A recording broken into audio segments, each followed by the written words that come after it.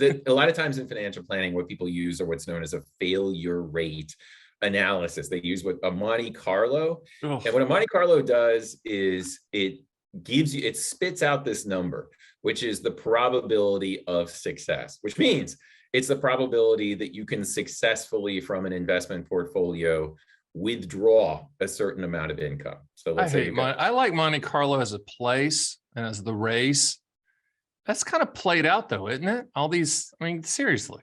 Well, that's why economists don't use it, is that it gives you information that is not complete. So what it tells you is, let's say you've got $1 million and you want to pull out, what's a SPIA rate right now? Bad question. It has to do with your age. You know that.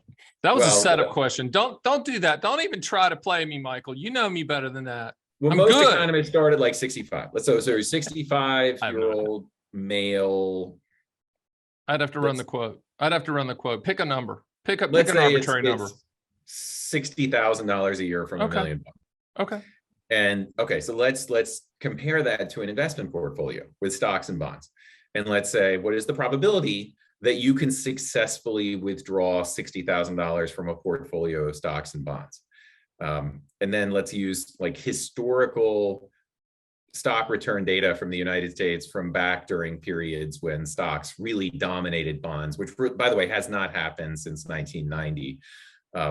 Here's a stat for you. Since 1990, $1 in the S&P 500 has never grown to more than $7 over 20 years. Between 1934 and 1953, $1 never grew to less than $7 every single year during that time period. Between 1934 and 1953, $1 never grew to less than $7 over the next 20 years. But since 1990, that has never happened once. So a lot of people who use a Monte Carlo are using these data from a period where stocks really dominated other types of investments. And then they project the likelihood that you can withdraw $60,000 from $1 million portfolio using those historical data, which are probably not relevant going forward. And then it spits out, well, there's an 80% probability of success. What does that mean? There's an 80% probability using historical data that are not relevant that you're not going to run out of money.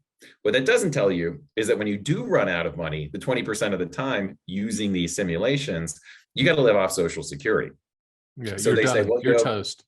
Yeah, that's what economists say is, wait a minute, let's look at how bad things can get when you actually do run out. Hey, Stan the Annuity Man here. Did you like that little taste of my podcast, Fun with Annuities? Hey, if you want to see the full version, click the link and watch the whole darn thing. Remember, Fun with Annuities.